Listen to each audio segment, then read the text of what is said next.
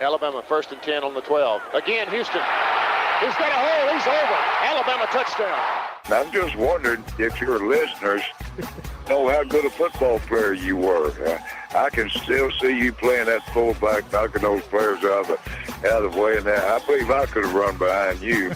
Martin, I can remember when we came to summer and you were playing fullback up there, and I saw you in the weight room and watched you work out in the weight room. If you were strong enough to pick up the whole weight room. I wanted to fix it, and our running back coach didn't take the pass. Biggest mistake we ever made. The Martin Houston Show with national championship winning fullback Martin Houston, giving you 1 hour of intense, hard-hitting analysis from an insider's perspective. It's time for the Martin Houston Show on your home for Alabama sports, Tide 100.9, and streaming on the Tide 100.9 app.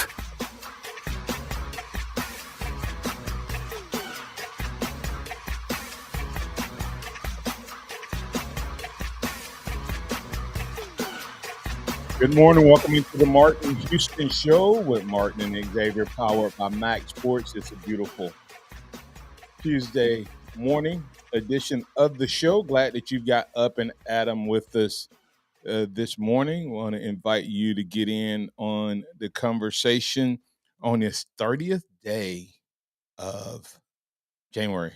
The new year is flying by. Things are flying by on the campus. This is the Martin Houston Show, the Sound of Bama Sports, your show, your team.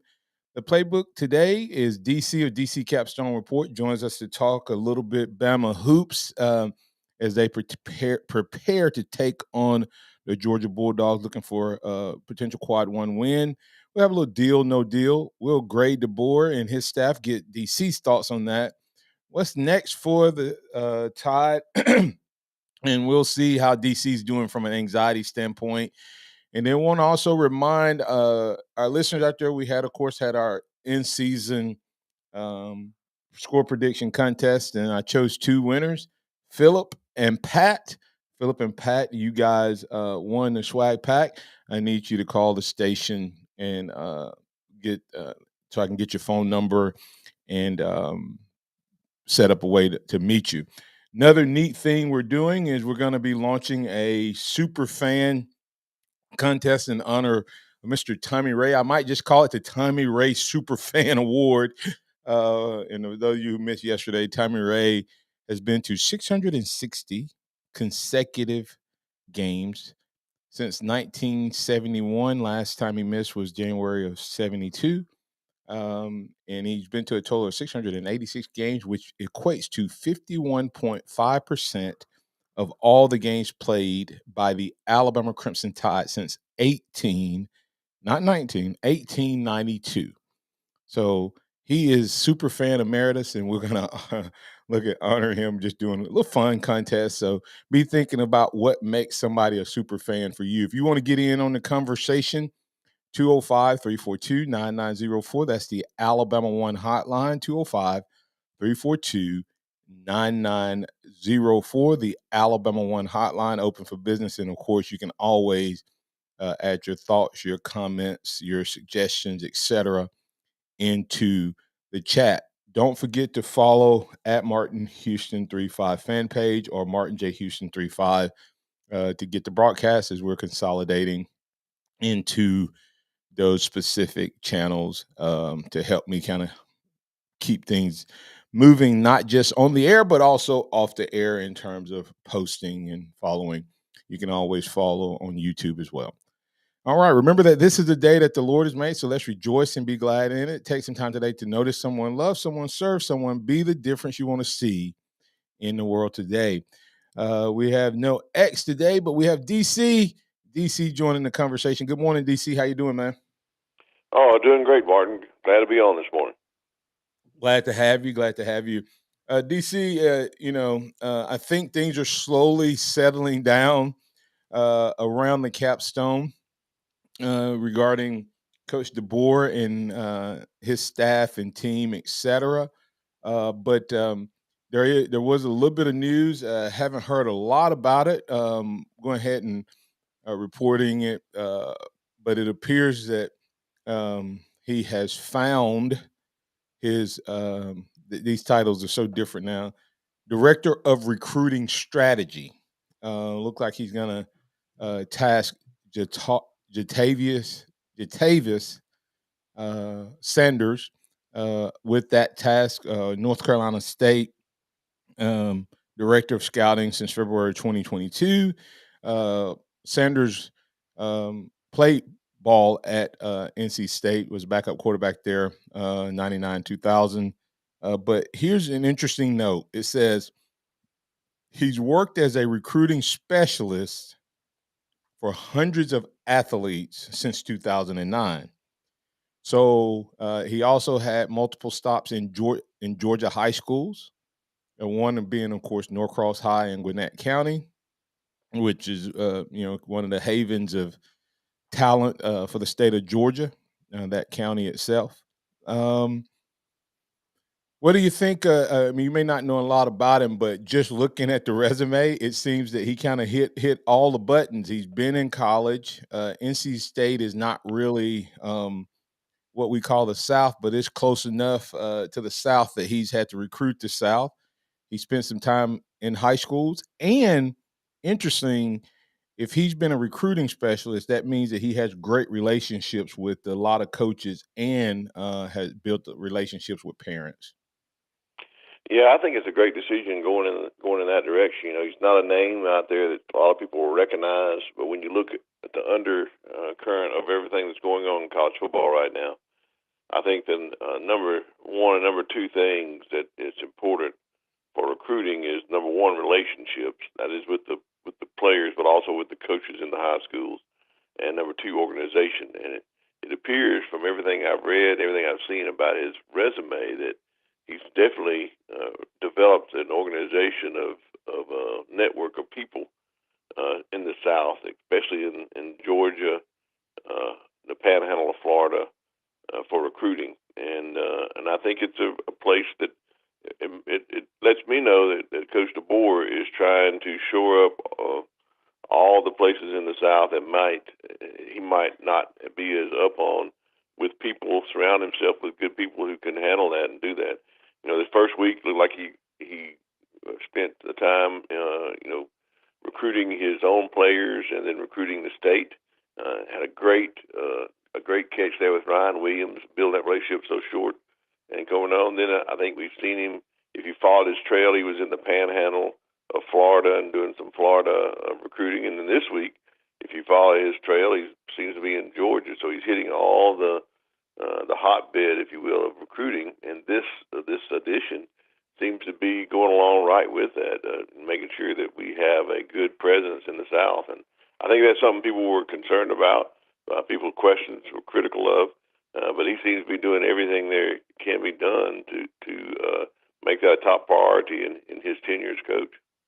Yeah, circling back real quick to Jatavius Sanders, the new director of recruiting strategy at Alabama.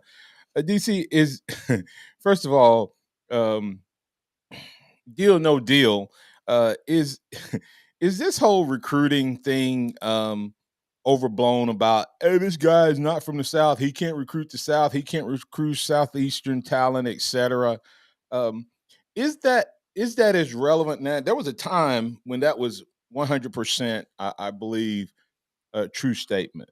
But is it still as relevant now as it used to be?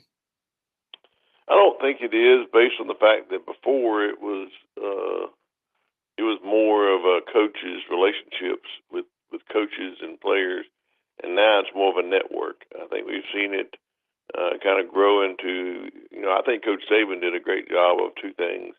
Number one, organization was key in his recruiting, and number two was his relationships. But he didn't just make it himself relationships with those within his organization. And I think that's probably the way that everyone's gone now. And maybe the relationship with the head coach may not be as important. As a matter of fact, a lot of these players that you're contacting now talks about their position coaches and other coaches and coordinators, relationships they have with them and that sort of thing. And I think that's more important now. Yeah, when you look at it, I hear people talk and say all of that, but even more important than the relationships, DC, how do these kids build relationships today? Not football players, just kids. What do they call friends and likes? How do they get them? Social media, I think. Right. So, think about Saban's ability to overcome that aspect of it. The fact that he was not a big social media person. Take a coach who, and in my opinion, I think one of DeBoer's strengths has to be his organization, DC, because if you take what he had to do in the last 3 weeks, he had to re-recruit his own roster. He had to hire a staff. He had to re-recruit commitments like Ron Williams. He had to recruit Washington players. And while doing that, he was having to deal with all us media people and all of the people who were wanting to tug on him and pull on him. So I would say, based on what he's accomplished, he's probably a pretty organized guy. But I would agree. But add to that the ability to understand, social media and all of that. And I think you have a winning combination. I don't want to shortchange this recruiting conversation because I think people have over exaggerated how hard it is to recruit people. I think recruit different areas and et cetera, et cetera. So we'll come back on the other side. We'll pick up on that recruiting conversation. If you'd like to get in on it, if you have a thought, question, whatever, deal, no deal. Is recruiting as hard as it used to be, or is it something that if you are organized and understand this generation, you can do it at a high level? We'll talk about why DeBoer is positioned to be a great recruiter from the University of Alabama. Tide 100.9 traffic. Tuscaloosa traffic now from the Townsend Nissan Traffic Center. We do have debris on Skyland Boulevard, northbound side, just past Cypress Creek Avenue. It's on the shoulder, though, no lanes blocked, and we aren't seeing any backup through the area. In fact, the drive this morning is clearly off to a nice, quiet start all around today. If you're traveling along 2059 between Skyland and I-359, 7 to 8 minute drive, both directions there. With your Tuscaloosa traffic now, I'm Ray Romero. Townsend Nissan Super Sale is underway right now with instant savings from $2,000 to $10,000 on most in-stock units. No reasonable offer refused. Shop Townsend Nissan today. Tired of that gas-guzzling big SUV? It's like trying to park a school bus. Hi, Barry Buckner here at Tuscaloosa Hyundai, and you wouldn't believe how many Tahoes, Expeditions, Suburbans, even Escalades are trading for a new Hyundai Palisade.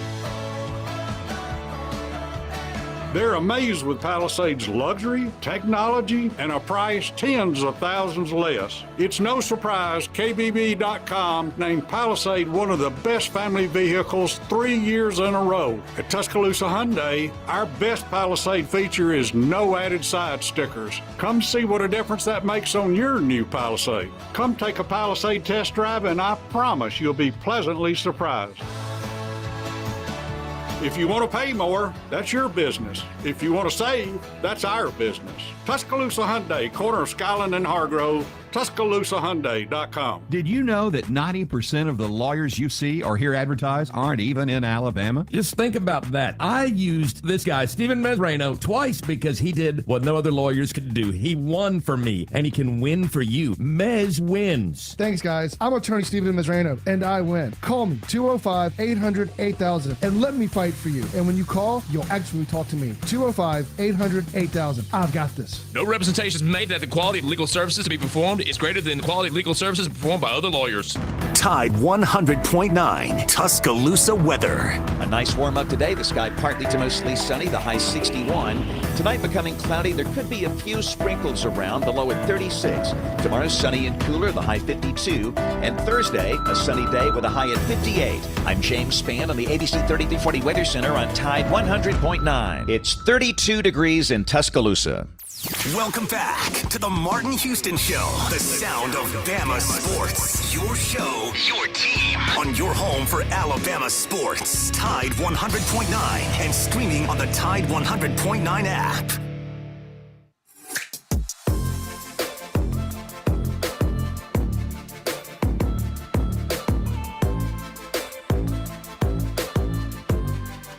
Welcome back into the Martin Houston Show with Martin and Xavier, powered by MaX Sports. We're live, local, and got things rolling. If you want to get in on the conversation, 205-342-9904. That's the Alabama One hotline.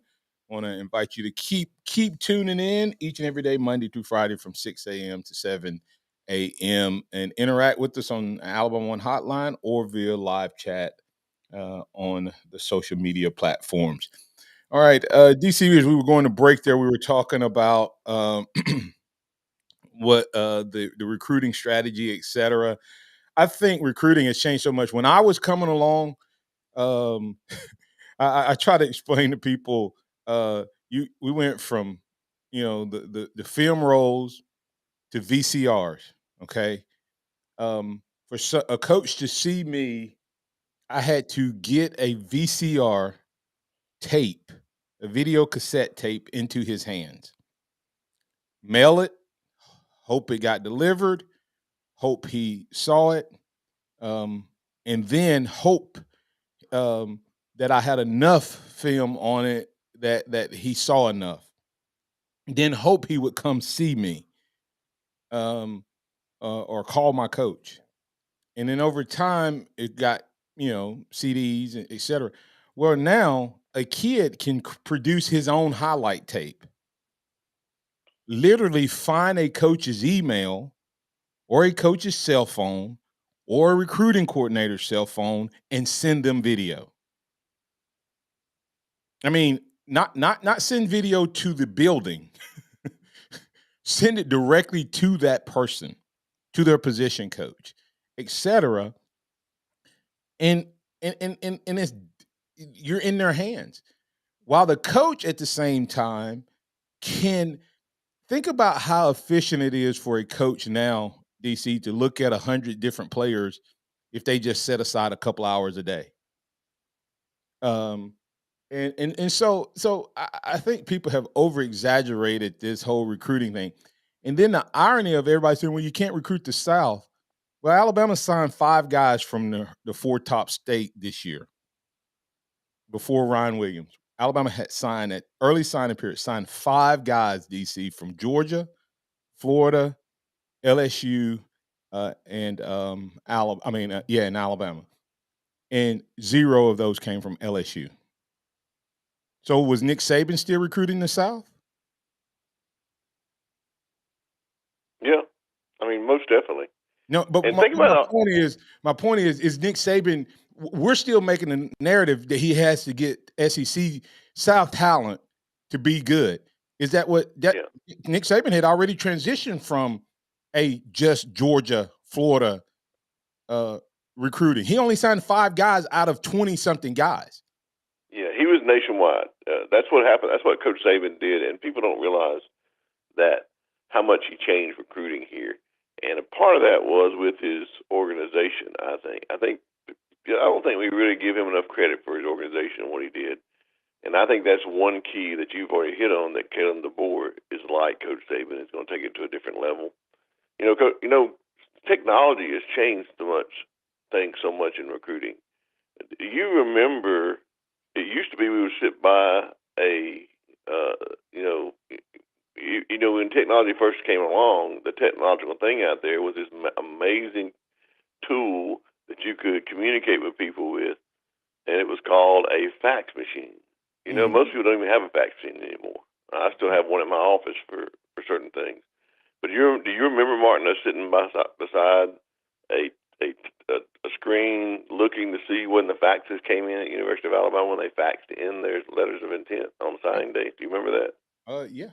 Well, see, look how far we've come from that day, and that was in Coach Saban's day when he first began there. He was the reason we got a fax machine, and it's catapulted into what you just talked about. He used to want to go to all these people who were analysts and looking at these, talent out there. He wanted to get it early. He would do anything he could to get the information early, based on his organization. Now that's readily available to anyone out there. The videos that are uploaded to the cloud that anyone can look at, and you can look at 100 kids, like you just said, in a matter of an hour, as it used to be. All of that's important, but all of that has been tapped into by Coach Saban. And what he did was he took a regional team brand and made it a nationwide brand. And that nationwide brand allowed him to reach out into the nation to get some of the best players all over the nation, not just in the Southeast. So I think that's changed. I think the narrative that Coach DeBoer can't recruit because he's not from the South just doesn't fly. I think that's a false narrative. Yeah, and the other quick question, other comment on that, DC, is Alabama's top state was, other than Alabama, was California. California. And I would say that DeBoer probably can recruit the West Coast. But what Yeah. DeBoer has done, and what he's done, is he have coaches spread from the West Coast, relationship-wise, from the West Coast to the Midwest, to the Southeast, to the North, and to the up the East coastline. Buffalo. Let's think about it. Buffalo, North Carolina. Then he has the South part with both the North Carolina coach, Womack, and Lindquist, who gets us all the way out to Texas. And then, not Lindquist, I'm sorry, is Wisconsin, which gives us the middle northeast from Wisconsin. And I just drew a blank on the head coach from Buffalo that gets us all the way out to Texas. And then him, Grubb, and others have from Indiana, South Dakota. He has the entire country covered if you look at his staff and break it down. Most definitely. And I keep harping on this, but I don't think anybody realizes how important it is. The organization that he shows is so much like Coach Saban, and that is what made Coach Saban so good at recruiting was his organization. But let me ask you this question, Martin, and your listeners probably know the answer to this, but more than anybody. But what is the one knock that Alabama fans had against Kirby Smart? What is the bad taste in the mouth that when he left? What was it? Anybody remember? You talking about him stealing the board? Took a picture of the board. Why do you think that? So why do you think he did that? Because it gave the blueprint, the layout of how to workflow recruiting. It wasn't the name. It was the organization. Yes, it was the organization because no one else had it at the time. It gave him the blueprint of how to duplicate that, and that's exactly what he's done at Georgia. You don't hear any stories of him stealing plays, or because he's the orchestrator of the defense. He could take that with him wherever he went. But what he didn't have was the framework of a great recruiting, and he saw it in the mastermind of Saban. So he took a picture of that. Yes, it had names of people that year, but that has paid dividend for every year since because of what he's been able to build in Georgia. And how did he build Georgia? Not by X's and O's, but by, as they say, Jimmy and Joe's, right? People, kids with talent. You got to have both, but you got to start with talent. Yeah, and I think that's what people don't stress enough about Coach Saban was his organizational skills in recruiting that took Alabama to a different level, and it's done the same thing at different places. You see other people other than Kirby Smart duplicating it, like Steve Sarkisian and Kiffin, and others duplicating the recruiting organization, making sure that all that's covered. And that is one of the strengths that DeBoer has that we don't give him credit for. Yeah, and I would say the other thing that Saban has done, DC, because at one point Saban got his pick of the litter. He was able to tell 5 stars and 4 stars no, because he had his pick of the litter. I don't know that we have the pick of the litter now, and what I mean by that is all of these guys. Think about this: Kirby. You have.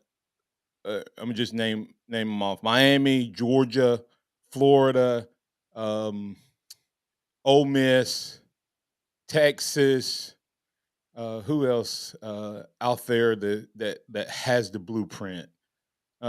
That's directly competing with Alabama. All those head coaches, so they're getting some of those guys, right? But what Saban has done as well, I think, on the recruiting trail, DC, is he now is almost like an NFL um, GM, meaning NFL can't go out and get everybody. So what do? They prioritize the gaps that they're going to need, uh, the backfill holes. And I think that's where the recruiting classes are still ranked just as high, but they also are more targeted, meaning that instead of signing five stars just because he could sign five and then making them work, he understands he may only have two or three, and he prioritizes those guys based on upcoming needs. I agree. And I think that's also seen in how he used the transfer portal. It was based on, it was like a GM going out in the NFL and picking up who you needed. And you can look at that in the players that he was able to pick up and do. And that's what he meant when he says, is this what we want college football to become? And when the answer was yes by the people in power, he used it for that reason. And look at the transfers that he got early on that came in that contributed to national championships and contributed to do things that a need that we needed. That's the same thing he does in recruiting. He uses the same kind of model, I think, to pick and choose the best of the best on the needs that he has. And I think it's important for that organization to continue it. And I think Coach DeBoer has the same type skills. One last question around the recruiting. I've really stopped referring to it as recruiting and start referring to it more as roster management. What do you see as Courtney Morgan and now Tavis Sanders? How is that relationship going to work in terms of general manager and director of recruiting strategy? Is that a lot of overlap? Is that a developing scenario there? But how do you see those two guys working together in their roles and responsibilities? I don't really think it's overlap. I think it's a complementary relationship. I think you're going to see something here that Alabama had before, and it's a similar type relationship. And they didn't necessarily call them in those roles, but Alabama had people who were in charge of player development, and they had great, staff on the staff that worked with the players directly and had formed relationships. And I think that's what these two people are going to do. And I think that's key in this, because the head coach can't have that relationship with every player that they would like, because of so many players on the team. So you have coaches who become their best friends and confidants and helpers along the way. And Alabama had that for so long. With Cochran and Burton Burns. We lost Burton Burns. We lost a core of that type of person who had the player's ear and could translate down the message of the coach. And I think that's exactly what these two players, especially Courtney Morgan, two coaches, will do to the players and be an asset. I don't look at it as an overlap or something that competes with one another. I think it makes each other better, and I think it can do that in this. Well, it remains to be seen, but I think it can definitely work. Yeah, and I think Courtney Morgan, he probably has several roles, but I think one of them is helping identify where they need to go with future needs and gaps. And I think he's also the relationship guy that keeps guys from jumping in the portal, knowing what's going on in their mind and their head and stuff. And so he's really, really about the roster management. I think the recruiting coordinator is about adding to the existing roster. But without a doubt, neat things to happen there. And I'm hoping that Courtney Morgan serves as a little bit of that. I think we missed from Cochran. I'm not saying one way or the other yet. I'm still holding out on the strength and conditioning coach. I think when Ray and Ballou came in together, it was really, really good mix. I'm kind of mixed now on the current situation because I think we need some more rah-rah. Yeah. I think you need to make it fun. I think as good as it happened last year, I think they almost didn't enjoy what they were able to accomplish. And I think you missed some of that. And then, of course, we know that the strength and conditioning coach is that relationship in the summer that keeps everybody together and growing when the coaches can't. And I just wonder if Courtney, with his title, is going to be allowed to be in that relationship role where a on-the-field coach can't.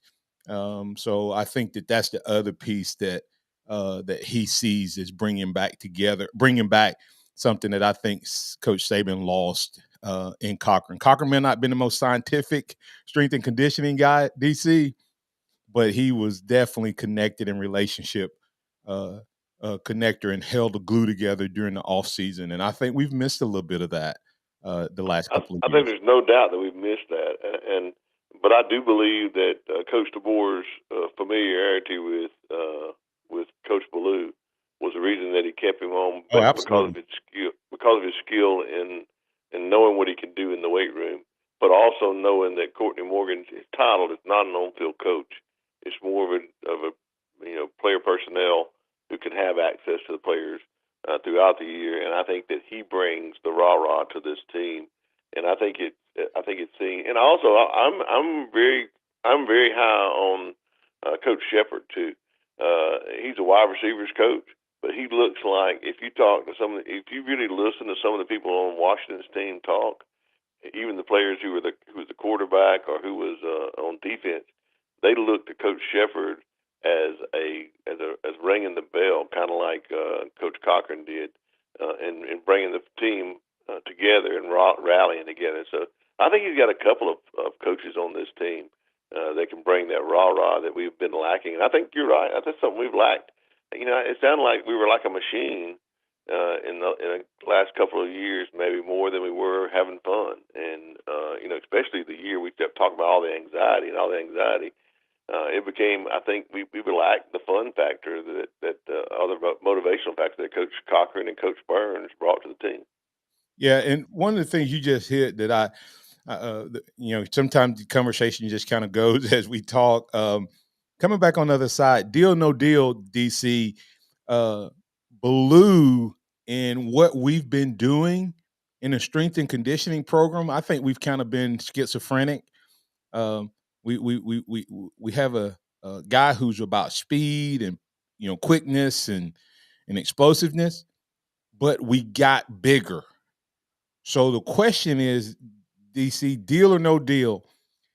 Ballou's training of these guys is going to be better aligned with the way DeBoer wants to play offensively and defensively than what it's been the last couple of years.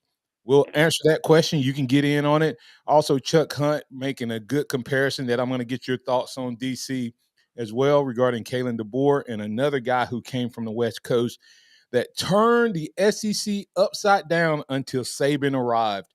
Can DeBoer do likewise to Kirby what this coach did to Saban? What Saban did to this coach. We'll talk about it on the other side. You listen to the Martin Houston Show on Top 100.9, 1230 a.m. WTBC. Go check out Billy's Cooking Restaurant, Billy's Cooking LLC on Facebook.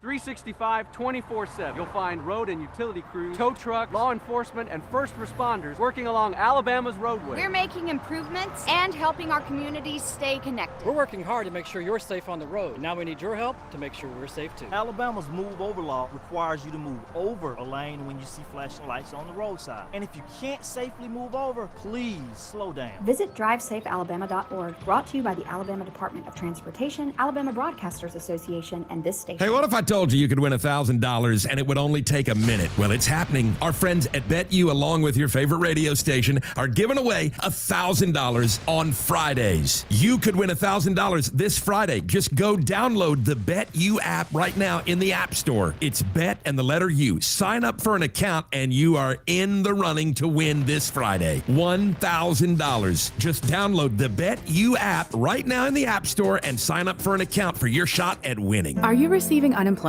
Your benefits could be at risk. Here's how you can protect yourself and your benefits. Never respond to mail notifying you of a false claim in your name. Never answer a text message asking you to verify your account. And only respond to official Alabama Department of Labor's social media pages. Report fraud at labor.alabama.gov/fraud. Brought to you by the Alabama Department of Labor, ABA, and the station. The Alabama Department of Labor is an equal opportunity employer program. Auxiliary aids and services available upon request to individuals with disabilities. Dial 711 for TTY accessibility.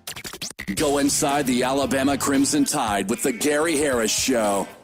Hey, everybody, it's Gary Harris. Coming up on Tuesday's Gary Harris Show at 9 a.m., the Rocket Man, Rudy Armand, from 977 ESPN Radio in Huntsville, will join us to talk Bama football and basketball. Plus, we'll have an NFL expert on to preview the Super Bowl between the Chiefs and the 49ers. All that and more on the Gary Harris Show, Tuesday morning at 9 a.m. Catch the Gary Harris Show Monday through Friday, 9 to 11 a.m. on Tide 100.9 and Tide100.9.com. It's time for the Martin Houston Show. With the same hard-hitting, no-nonsense approach in which he played the game, Martin will take you inside the locker room, down on the field, and across the goal line with his in-depth analysis.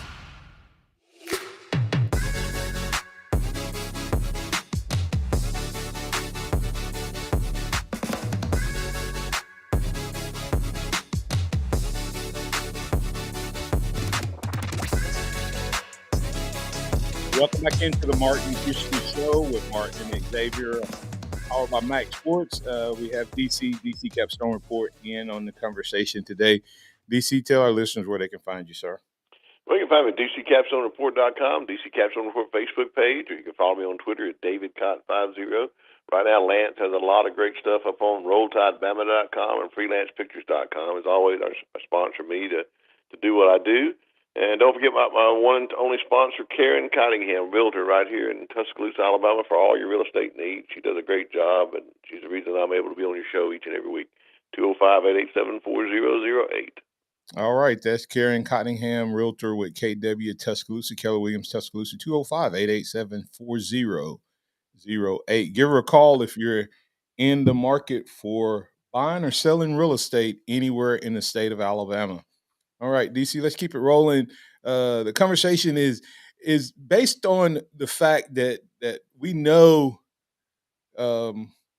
what Baloo, especially it was kind of speed, explosiveness, how fast they can get something done, how explosive they can get something done.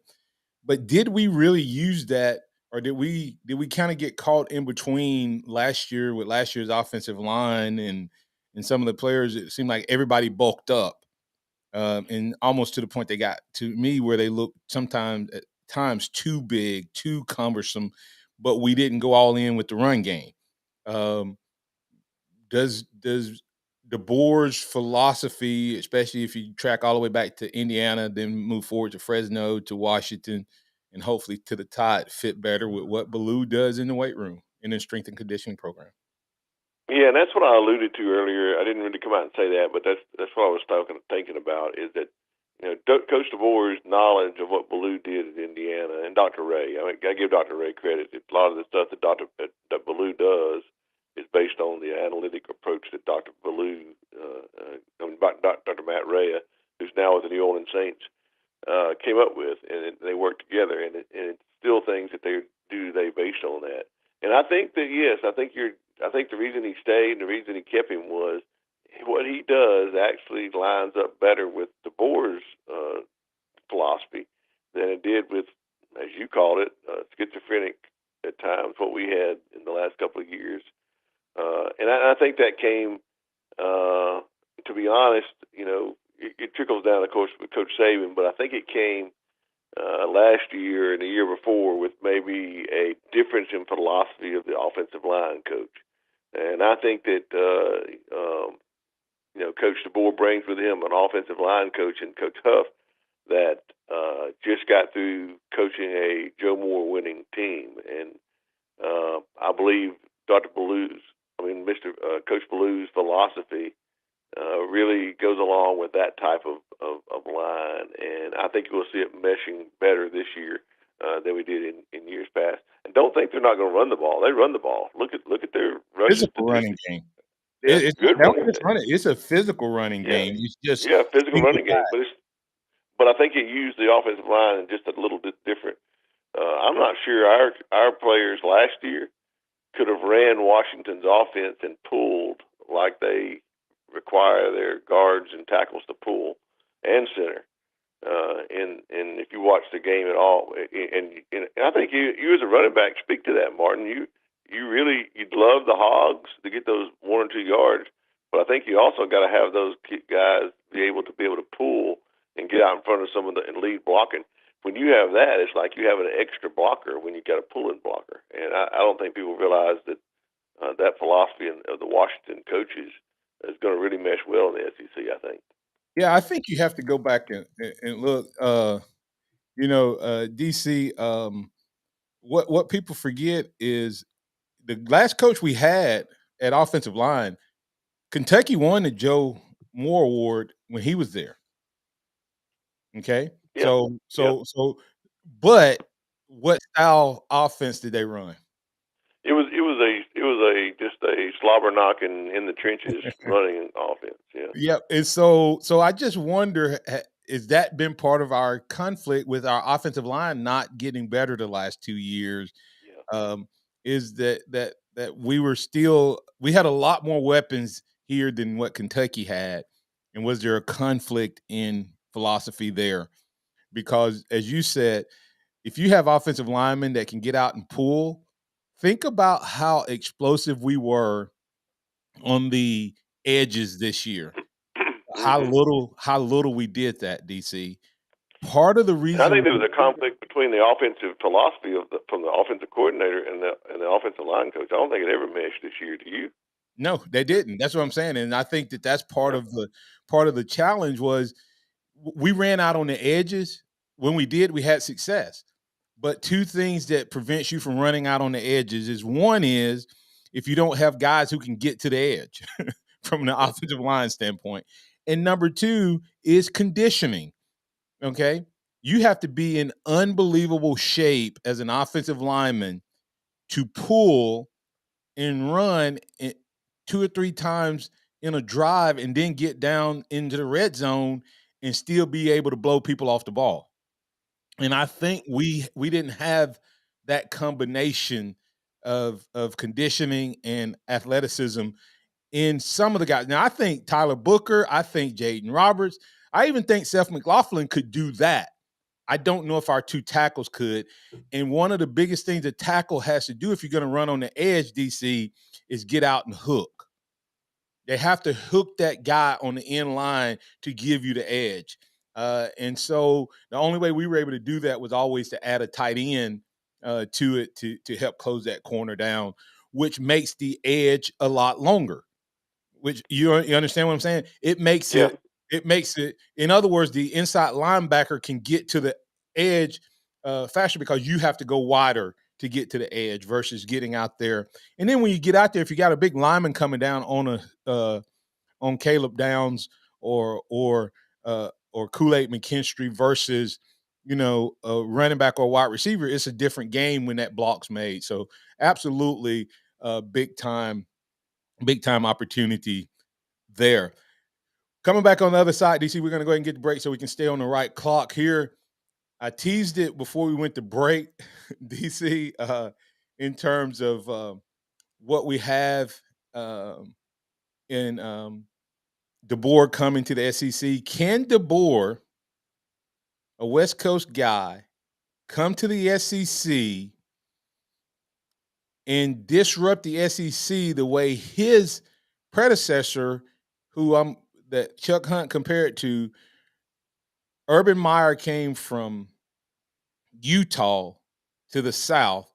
Same rhetoric that's being said now was said, and he absolutely overturned the apple cart in what he did at Florida, which everybody had this impression that it was all about running, hurry up, et cetera. But they were a physical football team, and they had a downhill running game, even though they spread you out.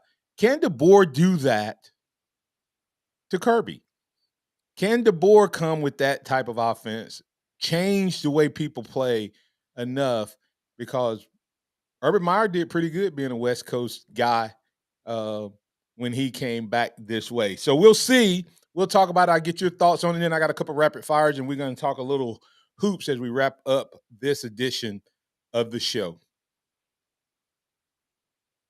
Tide 100.9 traffic. Tuscaloosa traffic now from the Townsend Nissan Traffic Center. It's an uneventful drive through T-Town so far this morning. If you're making the trip down from Northport along Lurling Wallace up through the I-359 interchange and down to I-20, no big backups or major accidents on the board there. 2059 from Foster's to Cottondale, that's moving nicely. Same story with no big problems along the way. And McFarland Boulevard is in good shape as well, so enjoy it while it lasts. With your Tuscaloosa traffic now, I'm Ray Romero. Here's what's trending on the Tuscaloosa thread. Good Tuesday morning. There still have been no arrests reported in that armed robbery at Mills Pharmacy in Brookwood yesterday. Brookwood police say two armed black males entered the pharmacy on Highway 216 across from Brookwood Elementary. They restrained staff at the pharmacy and stole drugs before fleeing the scene in a black Honda Accord. There were no injuries, but police are asking anyone with information to call 205-556-0103. Click TuscaloosaThread.com for more local news. Don Hartley, Townsquare Media, Tuscaloosa. Weekday mornings at 6 a.m. The Martin Houston Show. Join the Martin Houston Show on Tide 100.9 and 12:30 a.m. WTBC. It's a hump day edition of the show, which means we'll have a little Would You Rather Wednesday. Also, we'll continue to look at the Tide, and we'll review the Alabama game against Georgia. We'll have those conversations and more. The phone lines are always open at 205-342-9904. That's the Alabama One hotline. We look forward to interacting with you right here on your home for Alabama Sports, Tide 100.9 and 12:30 a.m. WTBC. Catch the Martin Houston Show from 6 to 7 weekday mornings on Tide 100.9. Townsend Nissan Super Sale is underway right now with instant savings from $2,000 to $10,000 on most in-stock units. No reasonable offer refused. Shop Townsend Nissan today. Okay, everyone gather around. I have some exciting Running her shoe factory, Kendra talks the talk and walks the walk. We're switching to green energy. She needs a biotech consultant to erase her carbon footprint. All operations will net zero emissions. Indeed can help her hire great people fast. I need Indeed. Indeed you do. You can schedule and conduct virtual interviews all from your employer dashboard. Visit Indeed.com/credit and get $75 towards your first sponsored job. Terms and conditions apply. Barry Buckner here for Tuscaloosa Hyundai. And first up, a flashback. In 2021, I was both excited and amazed with the award-winning Elantra redesign. Today, the 2023 Elantra remodel is recognized for the best value balance of price and features. I'm talking about both Elantra and Elantra Hybrid. KBB.com recognizes Elantra as the lowest 5-year cost to own in its class. Elantra wins awards for innovative technology and 5-star safety rating. Elantra delivers up to 42 miles per gallon for gas and up to 56 miles per gallon for Elantra Hybrid. If you're thinking about Civic, Corolla, or Sentra, accept this invitation to compare the 2023 Elantra at Tuscaloosa Hyundai. With no add-on side stickers, your cost to own is low from the get-go. If you want to pay more, that's your business. If you want to save, that's our business. Tuscaloosa Hyundai, corner of Skyland and Hargrove, TuscaloosaHyundai.com. Your best bet for big wins is just minutes away at Birmingham Racecourse Casino, where you can be a winner too. Off I-459, exit 31 Derby Parkway. The sound of Bama sports. Your show, your team. The Martin Houston Show on your home for Alabama sports. Tide 100.9 and streaming on the Tide 100.9 app.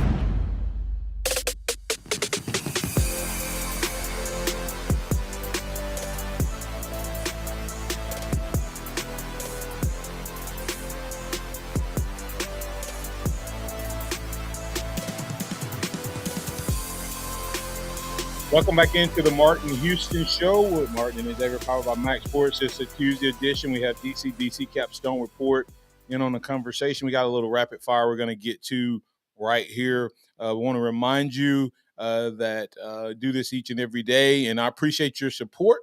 You can support us by giving stars here on the live stream.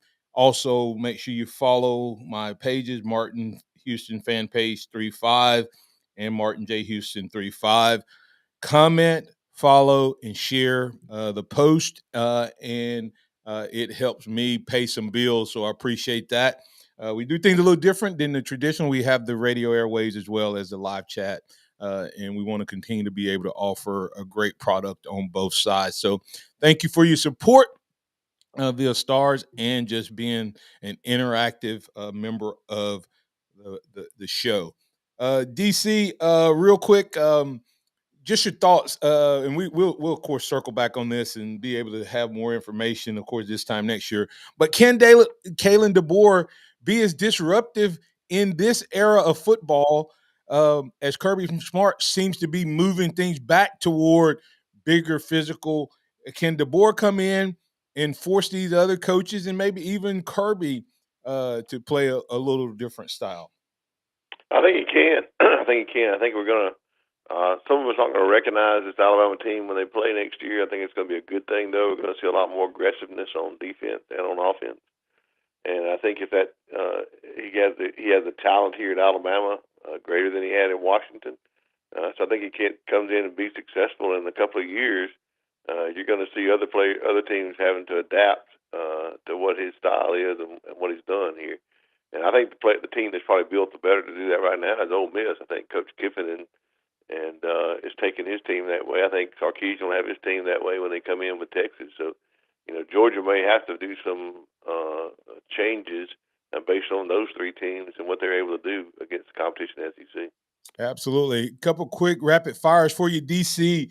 Bama sits atop the SEC world in basketball. We said this team, we said we weren't selling them, even though they were losing.